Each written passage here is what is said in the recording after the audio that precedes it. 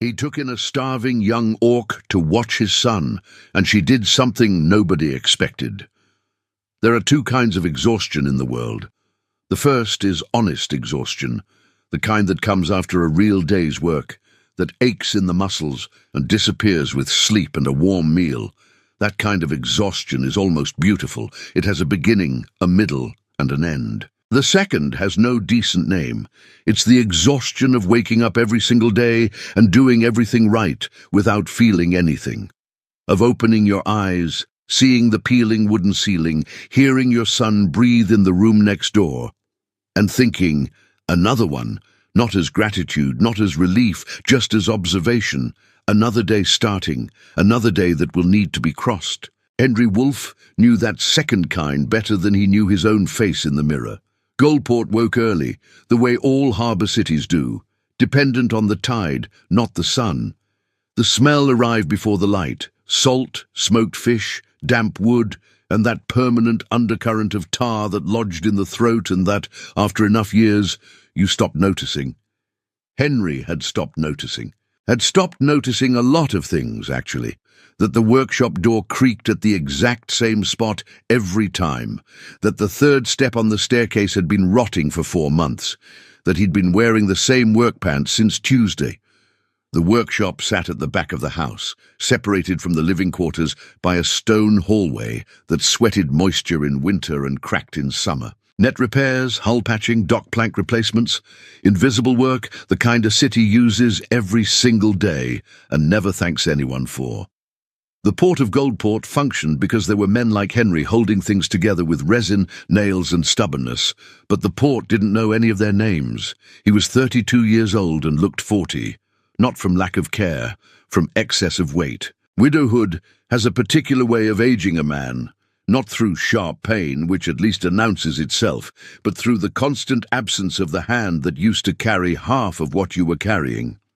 Lena had died 18 months ago. A sudden fever that became infection, that became silence in less than a week, too fast to understand, too slow to forget. And she had left behind, along with a bed that was too large, a 6-year-old boy who had begun folding himself inward like wet paper. Thomas. Henry heard his son shifting in the bedroom and walked to the door.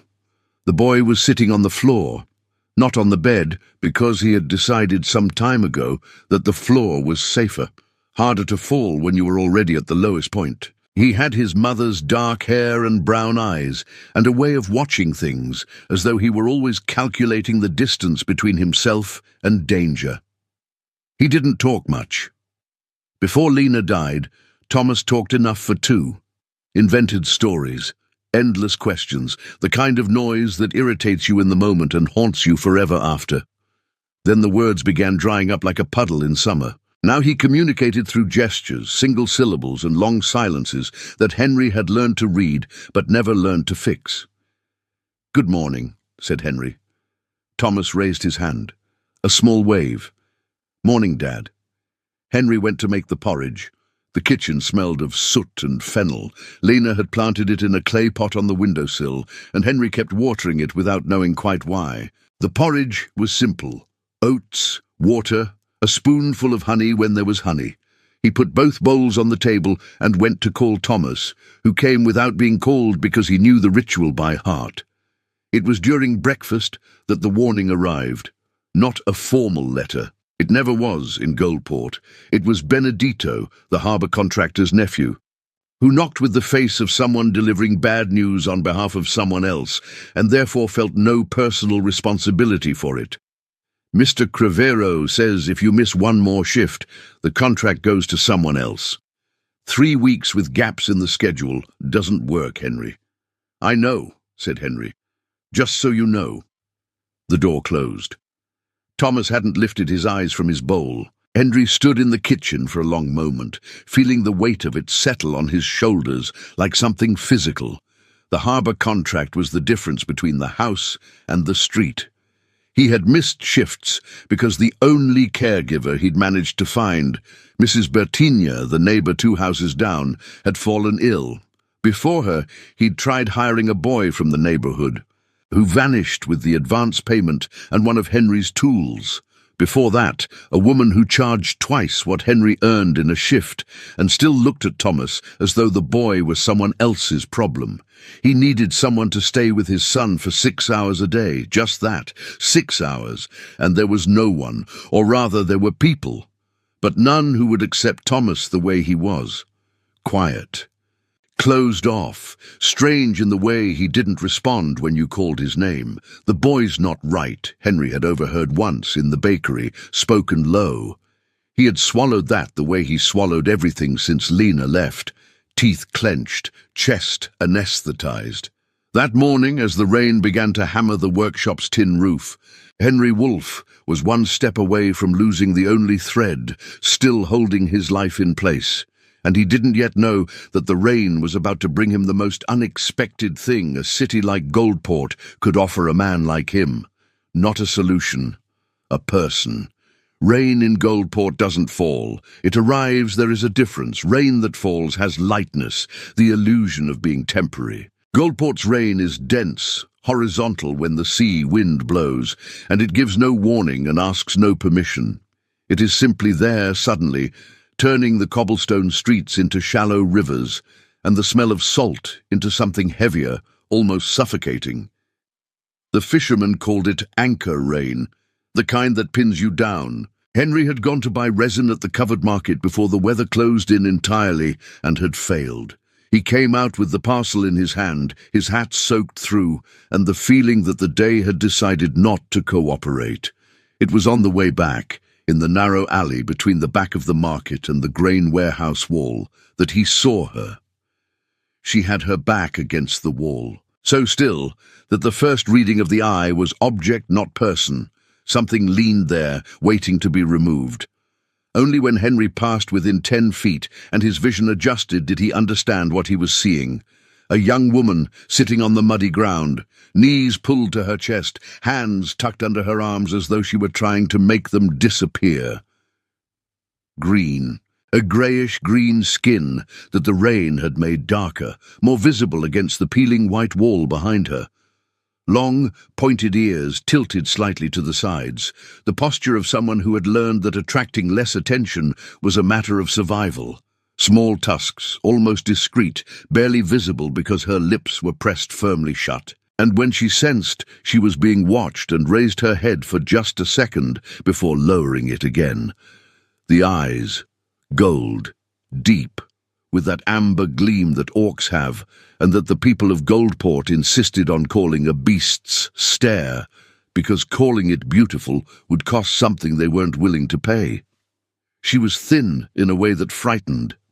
Not the thinness of someone who doesn't take care of themselves, the thinness of someone who hasn't eaten in days. Prominent shoulders under a canvas shirt that had once been grey and was now something else entirely, hollow cheeks, a thin wrist that appeared for just a moment when she shifted her weight, the kind of body that was running on its last reserves. She didn't ask for anything. That was the detail that made Henry stop completely. He knew beggars. Goldport had plenty on the harbour corners, outside the tavern. He knew the gesture, the appeal, the extended hand, or the calculated gaze that measures whether you look like the kind of person who gives. She did none of that. She didn't look at him like an opportunity. She looked the way someone looks who has been through so many things that they've given up expecting other people to be anything other than walking danger. She was waiting for the rain to pass. Or perhaps not even that. Perhaps she was simply existing there, in the only corner the wall offered as shelter, waiting for the world to keep ignoring her as it had until now. Henry stood in the rain for perhaps 10 seconds.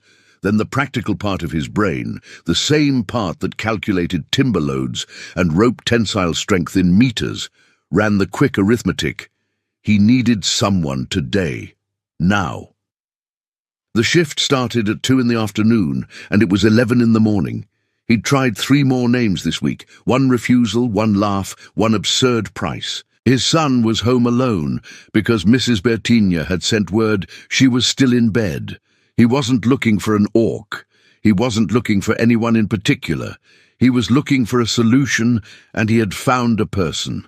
And in that moment, his tired brain placed the two things in the same sentence.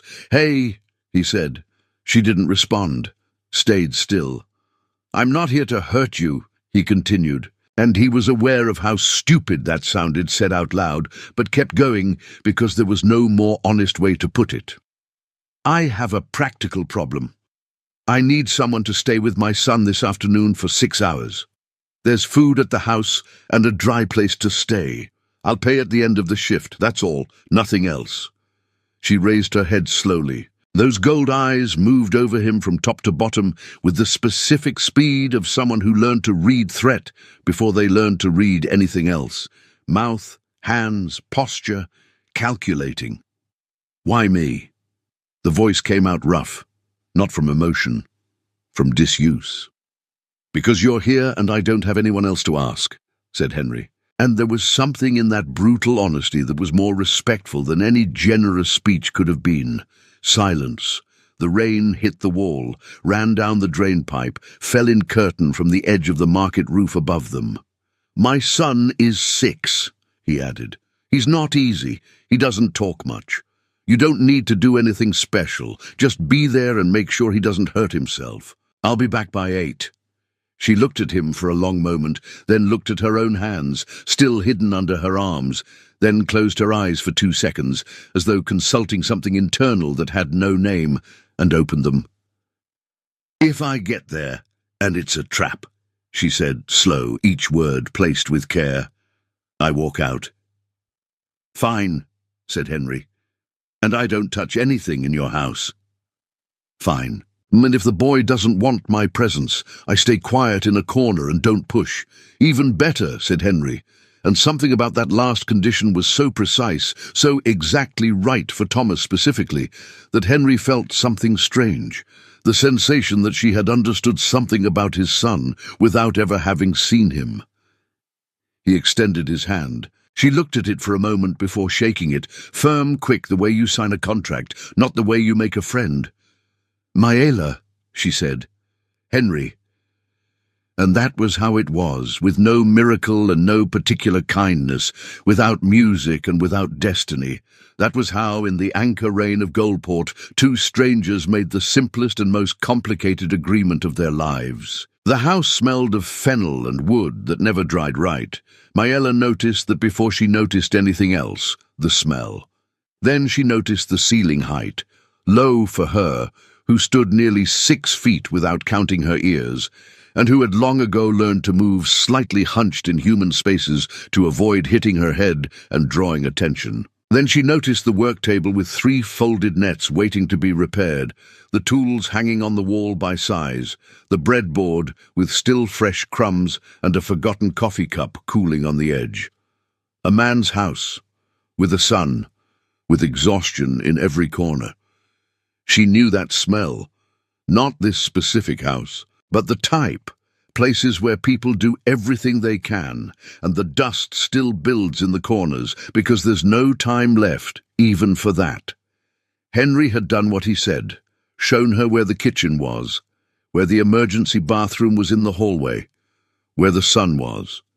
Then he picked up his tool bag, said, "There's bread and cheese in the pantry, help yourself," and left. No speech, no list of rules, no looking back 3 times. She had stood in the middle of the kitchen for a moment, waiting for the trap. Nothing happened.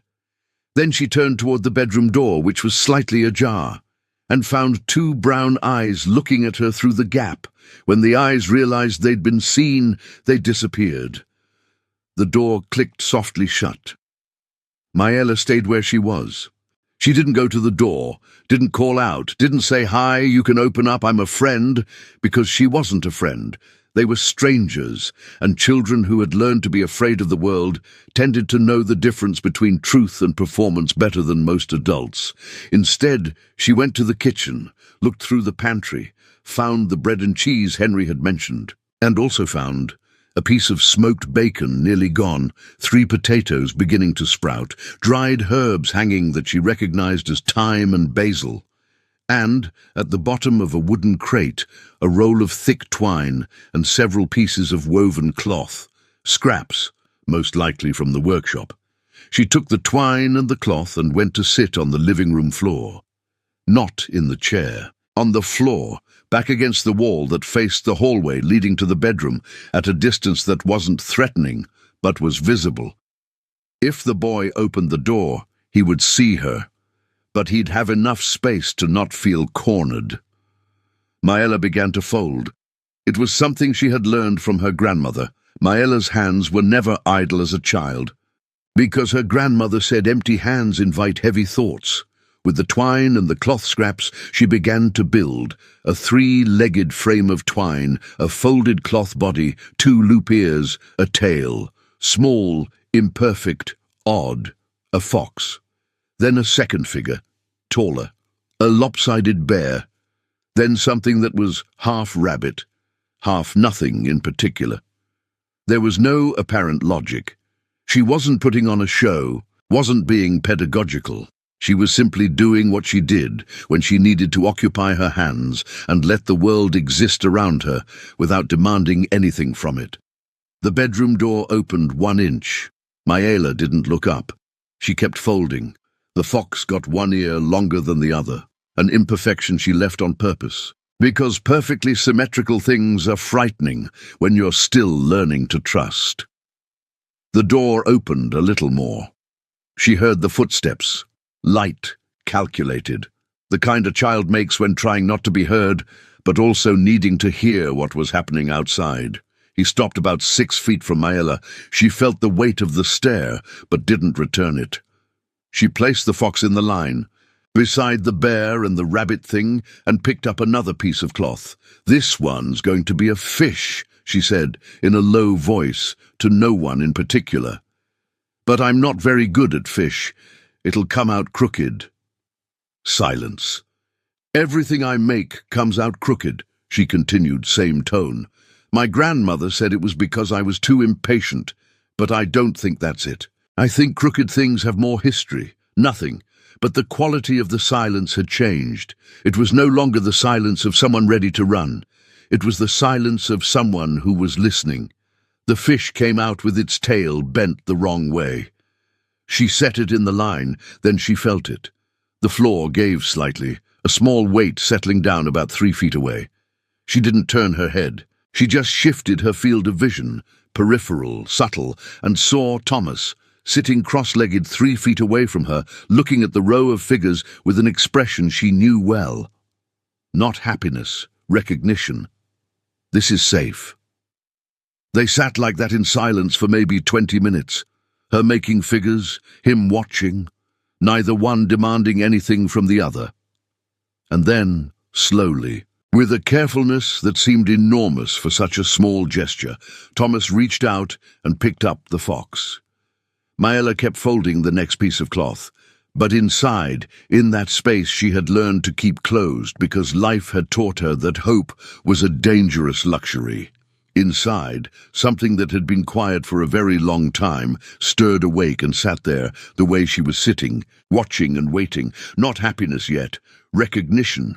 This might be safe. It didn't happen in a day. It happened in layers, like varnish over old wood. It doesn't cover all at once, doesn't transform all at once, but with each coat the wood becomes a little less exposed, a little less brittle to the touch. You have to let it dry between coats. You have to have patience for what cannot be rushed. Henry began watching Maela without her knowing, or perhaps she knew and allowed it, because there was something about this man that was different from the other humans who had crossed her path.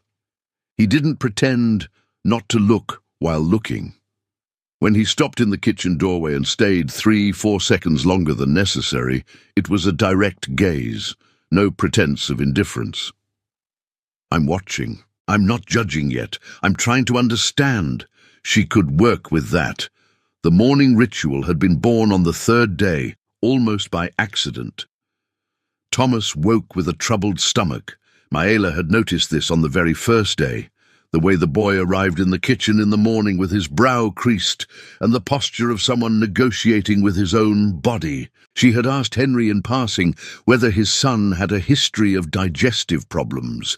Henry had said, with the voice of someone remembering something he'd forgotten to mention, Since his mother died, the doctor said it's anxiety that goes to the stomach. He can't eat anything heavy in the morning. The next morning, Maela had prepared the porridge differently. Not oats. She had found at the back of the pantry a packet of ground grain that Henry had probably bought without being entirely sure what it was. Fine cornmeal, almost flour, with water, milk from the neighbour that Maela had obtained in exchange for mending a hole in a fence. She had done this quietly early in the morning without telling anyone. Honey, and a pinch of ginger she'd borrowed from the herbalist 2 streets down. The result was a porridge the colour of sunlight, warm, smelling of the kind of thing that settles you. Thomas had looked at the bowl with suspicion. Maela had placed the bowl on the table and walked out of the kitchen because she had learned that children who had been hurt needed space to make their own choices without feeling watched. When she came back 5 minutes later, the bowl was half empty. The next day, empty. The breathing ritual came later in the 2nd week, during an episode that Maela had witnessed, and that confirmed what she already suspected. Thomas had no words for when things became too much. When something locked, a loud noise, a break in routine, a question he couldn't answer. He entered a containment loop, shoulders rising, fists closing, breathing short, the look of someone trying to disappear inside themselves. It was the kind of thing that made panicked adults yell, "Breathe, calm down, look at me," which is, for a child in that state, essentially pouring fuel on an ember. Maela had done differently. She had moved close to Thomas, not touching, but within a hand's reach, and said low and steady her own name, Maela, Maela, Maela, like an anchor, not a command. And then, very slowly, she had taken a long, visible breath herself, chest rising, pausing, falling, and repeated it 3 times, without requiring that he do the same. On the 3rd breath, he had copied her, without realizing he was copying. The episode had lasted less than 2 minutes. The 3-knock ritual had actually been his idea, or at least his reaction that she had turned into ritual. In the 3rd week, Thomas had panicked when Maela entered his room without warning. She had gone to retrieve a blanket that had fallen. He had thrown himself behind the bed, eyes wide, the kind of reaction that came from somewhere much deeper than that particular room. Maela had walked out, knocked on the door, knock, knock, knock, 3 knocks, and said from the hallway, "It's me, Maela. Can I come in?" Silence. And then Thomas's voice. Thin, but there, yes. After that, the 3 knocks became code. Before entering any room where Thomas was, she knocked 3 times and waited. Sometimes he answered out loud. Sometimes it was a knock from the other side of the wall. Sometimes it was simply the fact of the door being unlocked. He chose to let you in. That was what the 3 knocks said, every single time. Henry had arrived in the 5th week at the wrong time. The shift had ended early due to a minor accident on the dock, and found the following scene: Maela and Thomas sitting on the living room floor, the cloth figures spread between them, and Thomas talking. Not much, not in long sentences, but talking, describing the cloth animals by the names he had given each one. The fox was called Sun. The lopsided bear was Chubby, a name chosen with evident great satisfaction. The rabbit thing was simply him, for reasons Thomas hadn't explained and Maela hadn't asked about. Henry stood in the doorway for a long time. Maela saw him first. She always saw things first, and for a moment their eyes met. She said nothing.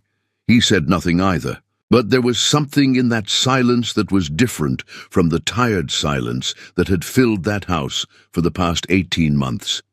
It was the silence of someone watching something they had stopped expecting to see. Later, after Thomas had gone to bed, Henry went to the kitchen and stood at the edge of the sink for a moment before asking, without looking at Maela directly, "What did you do to him?" "Nothing," she said. "It's not nothing. I know my son." She was quiet for a moment, then, "I did what any person should do. I asked what he needed without expecting him to know how to answer in words, and then I stayed quiet and let him show me." Henry nodded. He put his cup in the sink, stood there a moment longer. "Thank you," he said, simply. She didn't answer. But that night she slept in the storage room with the blanket Henry had left folded on the wooden chair, and for the first time in a long time she didn't sleep with one ear open, waiting for the sound of footsteps that carry trouble. She slept whole. Harbour cities have long memories and short mercy. Goldport had always tolerated orcs the way it tolerated bad weather, as inevitability, not as choice. There had been orcs in the harbour for generations, cargo carriers, hull repairers, the heavy work that no one else wanted. There were orcs in the taverns, in the stables, in the slaughterhouse yards, in their places, doing their things, visible when they were useful and invisible when they were not. An orc in a human's home, caring for a human child, was something else. Not illegal. There was no written law. But there was the other kind of law, the kind that exists in the looks through windows, in the pauses in conversation when someone passes, in the fact that the baker begins making change errors without quite meaning to every time you walk in. The first thing was Mrs. Carmeline, from the house across the street, who stopped Henry with the tight-lipped gentleness of someone being vigilant out of kindness. "Henry, it's none of my business, but people are talking. That you left an orc alone inside the house with the boy. That she was seen talking to Teresa at the herbalist, asking for herbs. Nobody knows where she came from or what she wants here." "She works for me," said Henry.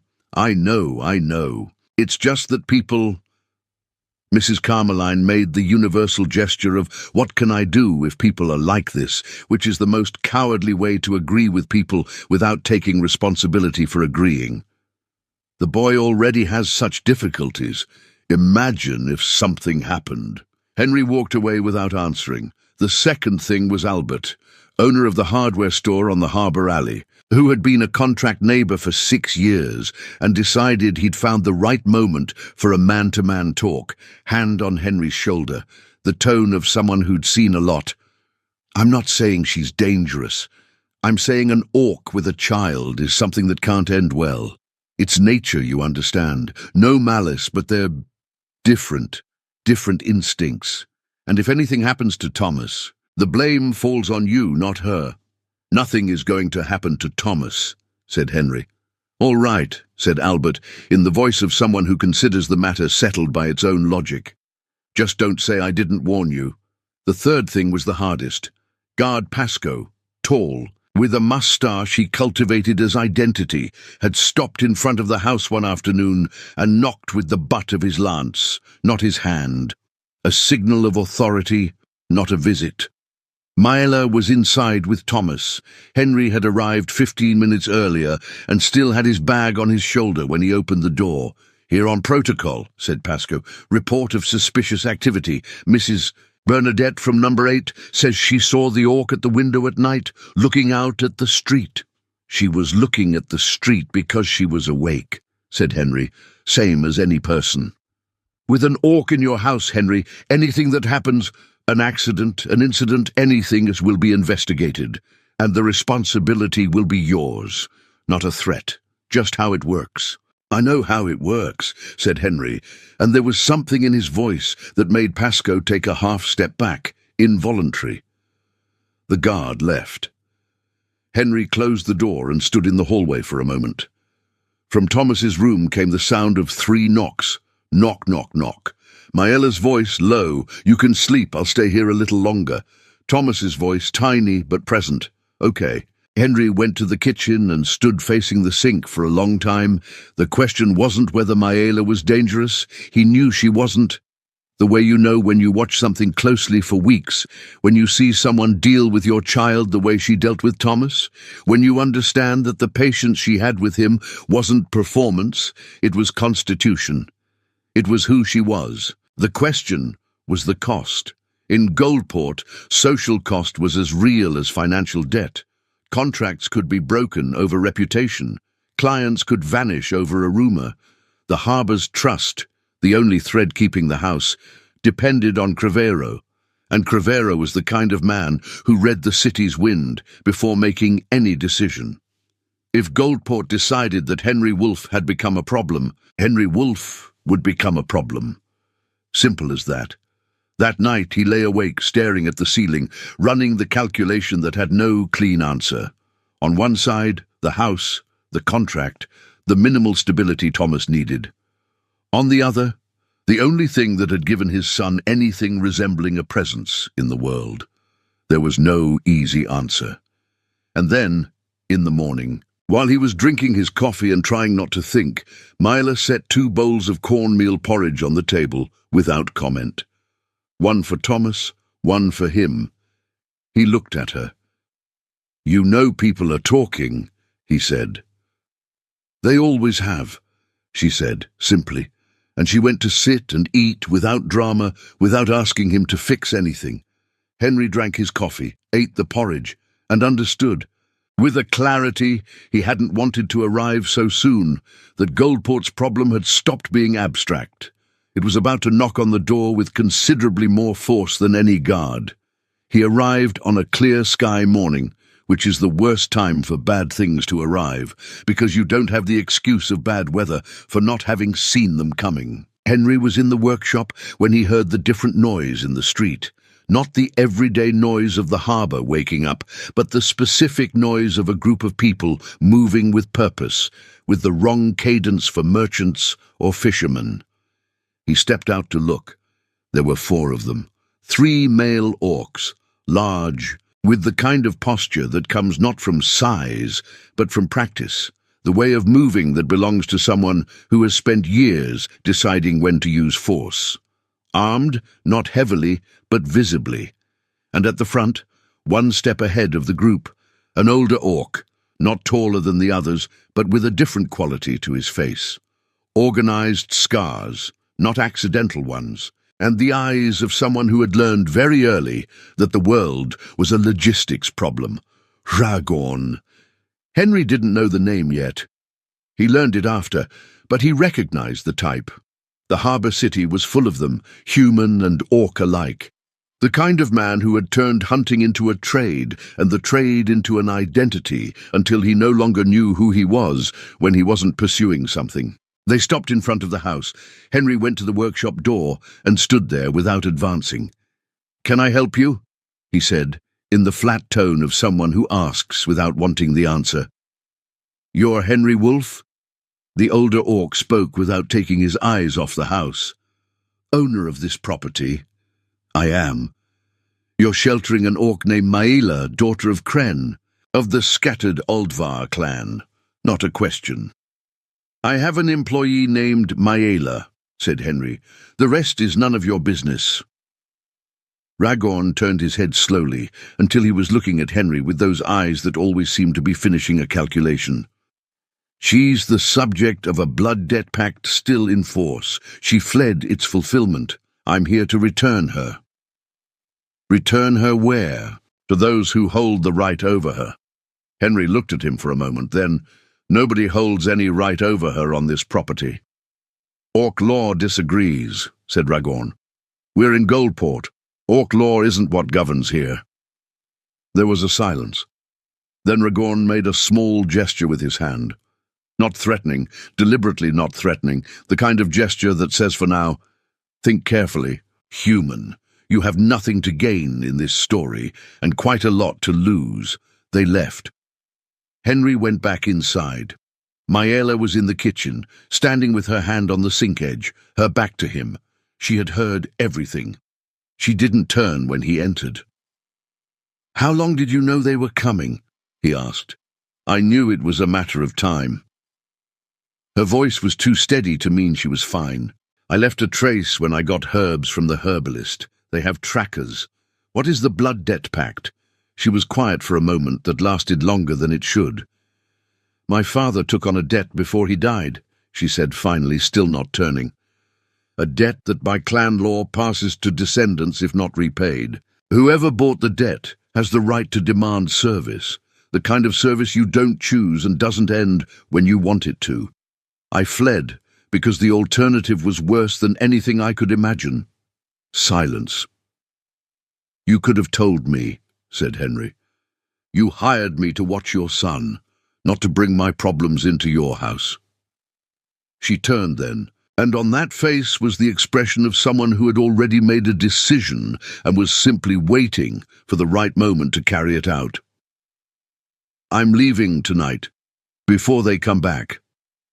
Henry opened his mouth, and then said nothing, because at that exact moment he heard light footsteps in the hallway. Thomas, awake early, coming down to breakfast before his usual time. The boy entered the kitchen, saw the two of them, read something in the atmosphere that sensitive children read before they understand it, and went straight to Maela, took her hand in both of his small ones, and stood there. Maela looked at Thomas's hand in hers, closed her eyes for a second. When she opened them, the gold eyes were bright, with something she hadn't let be bright for a long time, and that she immediately tried to put back. Henry went to his room, sat on the edge of the bed, and looked out the window at the empty street without seeing anything. He stayed that way until he remembered, went to the drawer of the nightstand where he kept Thomas's things that were too small for the boy's room, and found what he had seen days ago and that had stayed in his mind without being able to leave. A small amulet, cloth sewn with thick thread, with a symbol embroidered that he had asked the blacksmith Gorveth at the harbour about. What it meant. Gorveth had said, without lifting his eyes from the anvil, "Guard. It's the orc symbol for protector.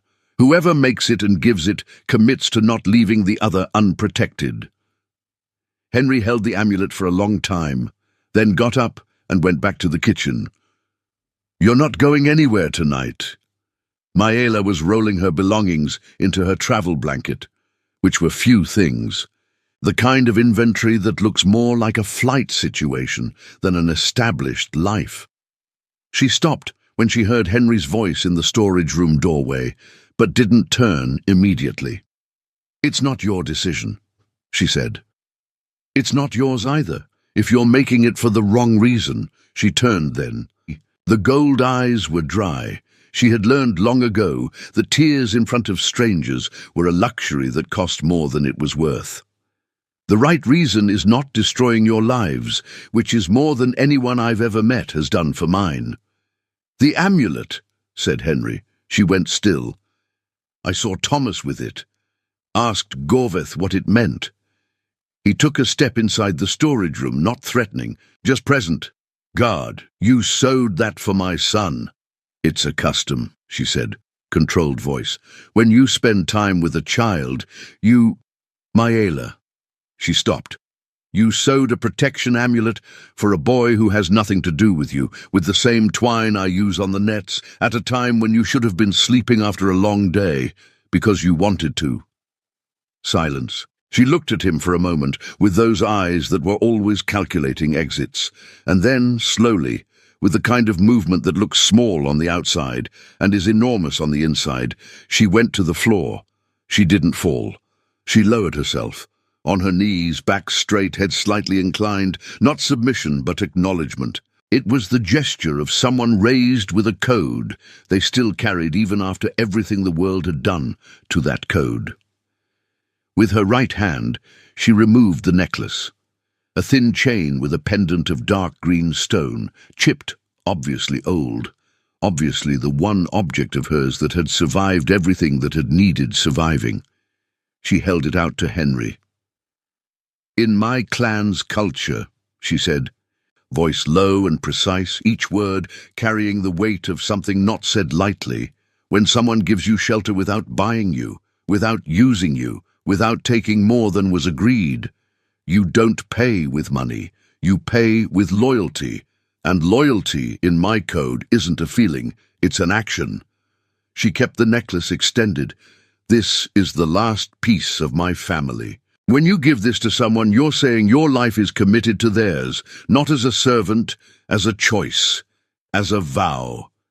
Henry looked at the necklace, looked at her, stood still. "You don't need to do this," he said finally. "I know. That's why it's real." A long silence. The candle flame in the corner of the storage room trembled in a draught from the window. "If Ragorn comes back," said Maela, "and if I'm not here, he has no reason to bother you two. I'm the problem. I solve the problem by leaving." "And where will you go?" She didn't answer, because there was nowhere. Henry looked at her for a moment, then lowered her hand, not touching the necklace, pushing her hand back toward her, returning it. "Keep the necklace." She looked up. "I need to tell you something," said Henry, and it was the first time in a long time that he spoke about Lena without someone asking, about how she had been the person who understood Thomas, the only one who knew how to read their son's silence without turning it into a problem, about how, after she was gone, the boy had become a locked room with no key, about how Henry had tried everything he knew how to try and had gotten nowhere because he loved his son but wasn't the right person to open that particular door. "You are," he said. "I don't know what you did or how, but you are, and I'm not going to pretend I didn't see that because it's more convenient for me." Maela looked at him for a long moment. "You're an idiot," she said, but not with anger, with something that was, perhaps, the most honest way she had of saying thank you. "Probably," said Henry. "But it's the kind of idiot who's going to open the door tomorrow when Ragorn shows up again. So if you have any plan, now is the time to share it." She was quiet for a moment. Then, for the first time in weeks, the corner of her mouth rose by a millimeter. "I know someone who can settle this," she said, "but it's going to require you to trust an old man who claims to be a blacksmith." Henry processed that. "Gorveth. You already knew." "I suspected something. He knows the symbol." "Gorveth isn't just a blacksmith," said Maela. "He's an elder of the Code Council, one of the last. If he testifies that the blood pact was invoked illegally, which it was, because my father was under coercion when he signed, Raggan can't touch me. It's the code. He lives and dies by the code. And so does Raggon." "And so does Raggon," Henry nodded. "Then tomorrow morning," he said, "we go talk to the old blacksmith." She looked at him, then looked at the necklace in her own hand, closed her fingers around it. "Why are you doing this?" she asked, not rhetorically, genuinely. "You don't owe me anything. The agreement was food and payment. You've already given that." Henry stood still for a moment, then went to the door on the verge of leaving, turned back. "My son slept with a protection amulet you sewed for him," he said. "That's worth more than any contract I've ever signed." And he left.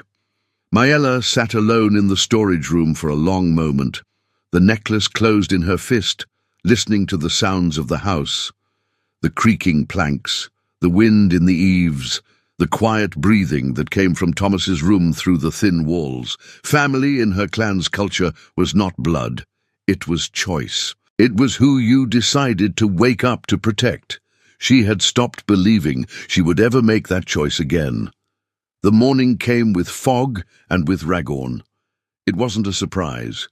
Henry had spent much of the night without sleeping running exactly that calculation, and had concluded that men like Ragorn didn't give second deadlines out of kindness. They gave them to appear reasonable while gathering what they needed in order to no longer need deadlines, which meant the window was small, and the conversation with Gorveth had happened early before dawn in the forge, with Maela translating where the elders' language became too dense for Henry's imperfect understanding.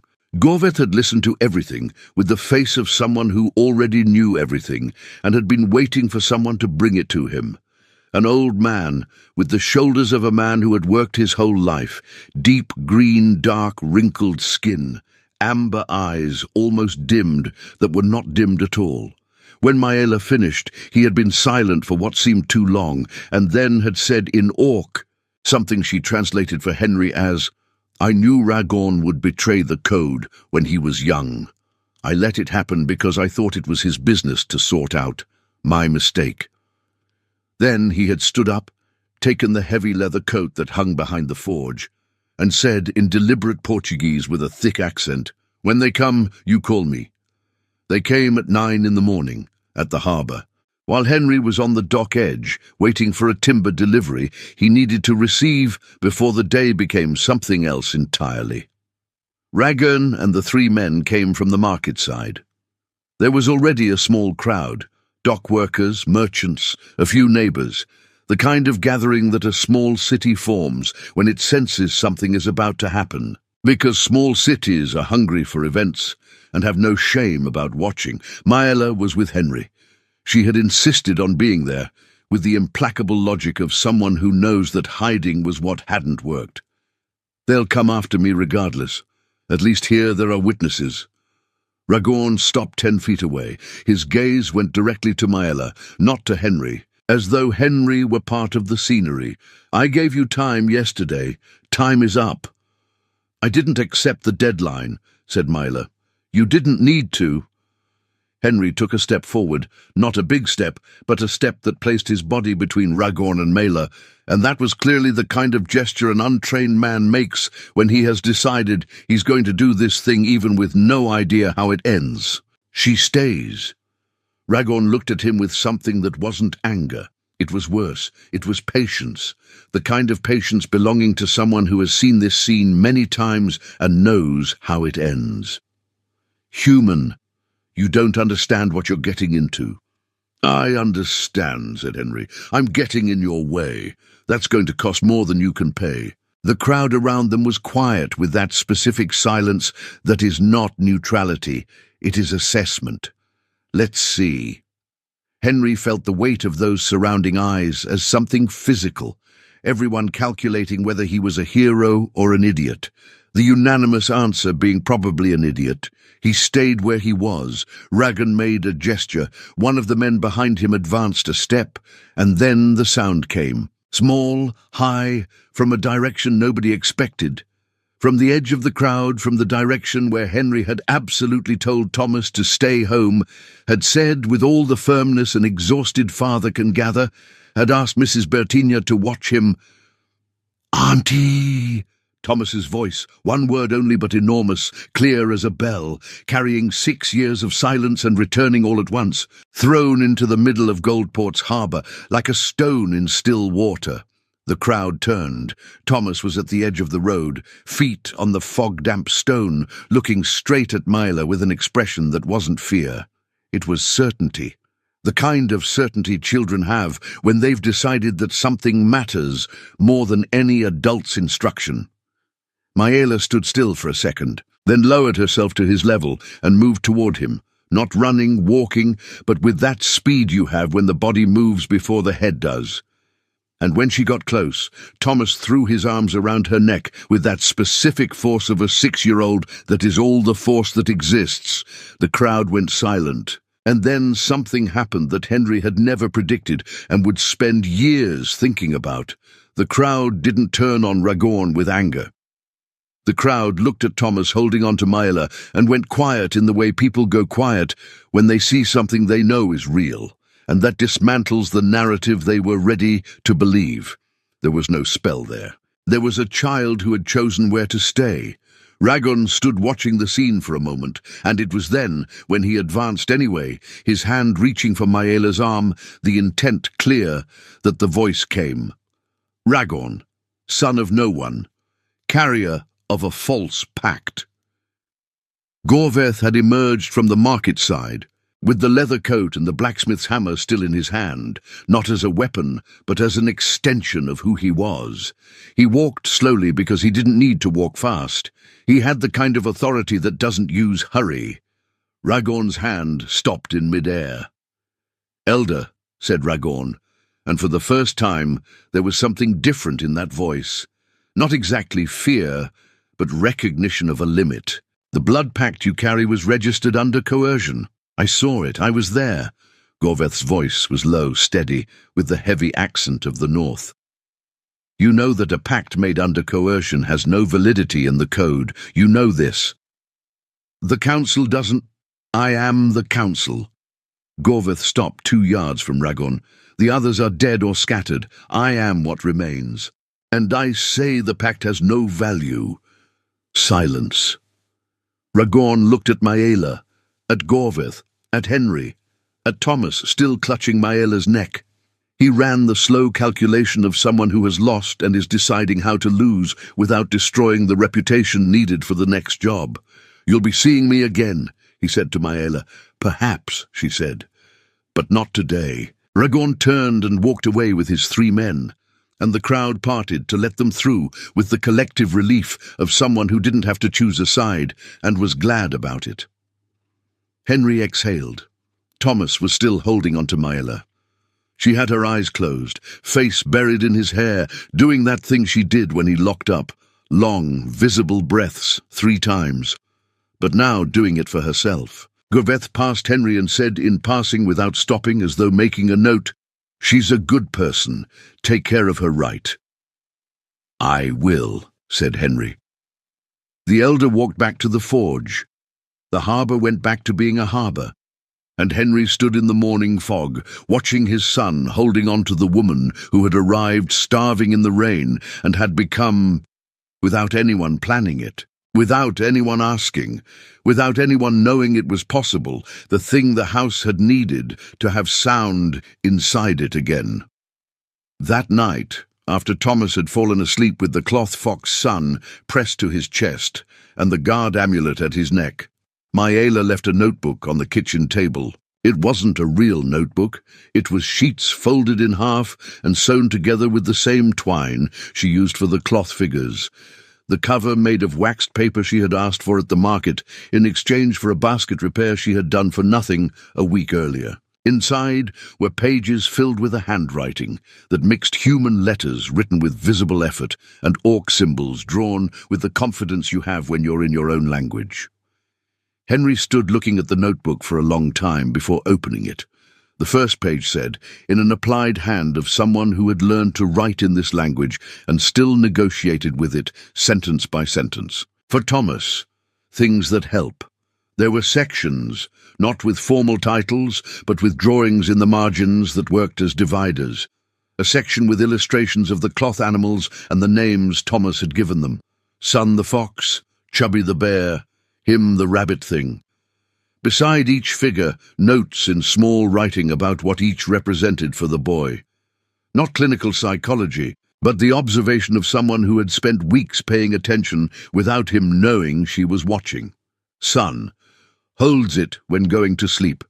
If it disappears under the blanket during the night, don't remove. He hides it on purpose. Chubby uses it when he wants to ask for food without speaking. If he puts the bear on the table, he's hungry. Him appears when Thomas is scared but doesn't want to admit it. Don't ask about him directly. Just let him be there. A section with the routines.